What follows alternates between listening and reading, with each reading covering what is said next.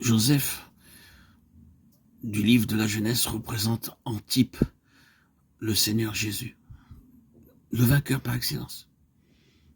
De par la volonté révélée de Dieu, c'est lui qui est destiné à devenir l'objet de l'adoration universelle. Toutes les gerbes de la terre plieront devant lui et lui rendront hommage. Même le soleil, la lune et les étoiles du ciel devront se prosterner devant lui et le reconnaître Seigneur et Roi. Rejeté de ses frères, vendu pour 30 pièces d'argent, lié comme un malfaiteur prisonnier volontaire, dans le cas du Seigneur Jésus, pour passer ensuite par l'humiliation suprême et voir autour de lui les ténèbres s'épaissir tellement que toutes les promesses, toutes les visions semblent éclipsées et disparues à jamais.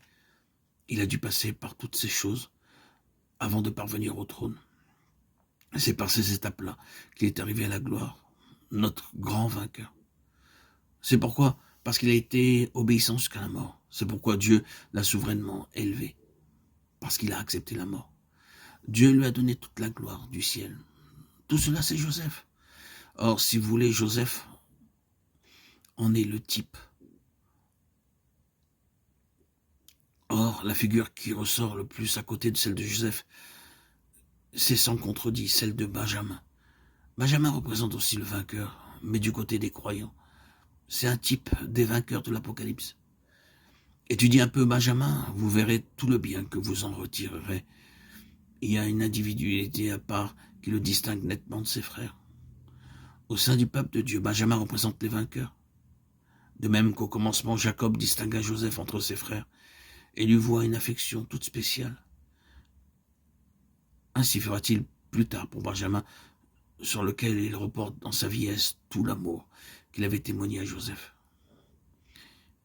Et il vient un moment où Joseph mit à part le sort des frères, dépend tout entier de Benjamin.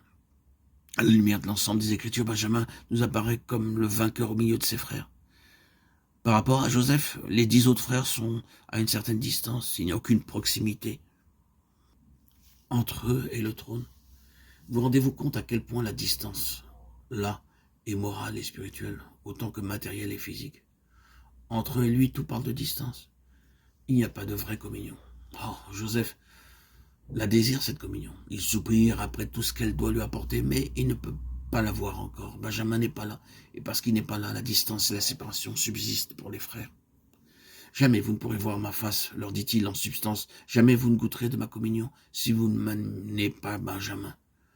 Puis de retour chez eux, c'est la discussion avec leur père au sujet du dernier-né. Jacob laissera-t-il aller? Eux, en tout cas, ne remettront pas les pieds en Égypte si Benjamin ne vient pas avec eux, car ils savent bien qu'on ne les recevra pas. Mais les voilà en route pour finir. Or, une fois en Égypte, malgré que Benjamin soit avec eux, les distances subsistent. Il y a quelque chose qui manque encore pour que la communion soit possible.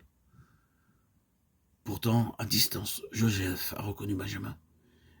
Il lui fait servir une portion spéciale, et les frères aussi sont servis à part. Les Égyptiens sont là. Il ne peut y avoir de table commune encore. L'Égypte, comme vous le savez, est toujours le symbole des ressources naturelles, des énergies charnelles. Qu'est-ce donc qui va supprimer la distance, renverser la dernière barrière qui les sépare et consommer enfin cette union tant attendue? Une coupe. Joseph met sa coupe dans le sac de Benjamin.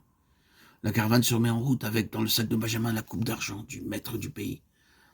Mais Joseph envoie son intendant derrière eux et les voilà bientôt revenus. Vous savez le reste? Cette ruse, si l'on peut dire, et cet artifice devint le moyen de fondre la glace et de supprimer toutes les distances. C'est par ce moyen-là que fut restaurée ou instaurée la parfaite communion de tous. Mais comment?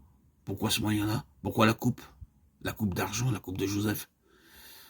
Ne voyez-vous pas que la coupe représente dans la vie de notre Seigneur? Quelle est sa signification?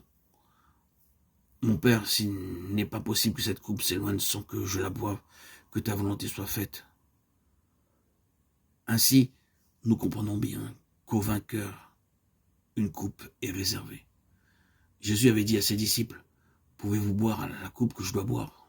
« Nous le pouvons, vous la boirez, » répondit-il. La coupe d'argent, c'est la communion absolue, sans ombre, sans réserve, dans tout le chemin que le Seigneur a dû suivre. Le même opprobre pour nous qui fut le sien. La proximité la plus immédiate en tout temps, en tout lieu, quel que soit le prix à payer, quelle que soit la coupe à partager. Comprenez-vous? Est-il besoin d'ajouter quoi que ce soit?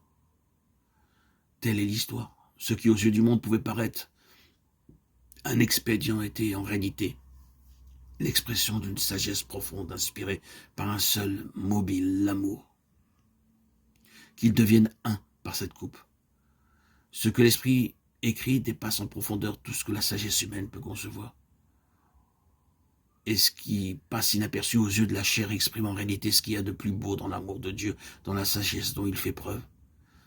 C'est l'histoire du calvaire qui transparaît, car la coupe de Gethsémane, la croix, est bien l'instrument par excellence qui frayera le chemin à une communion parfaite entre le Seigneur et les siens.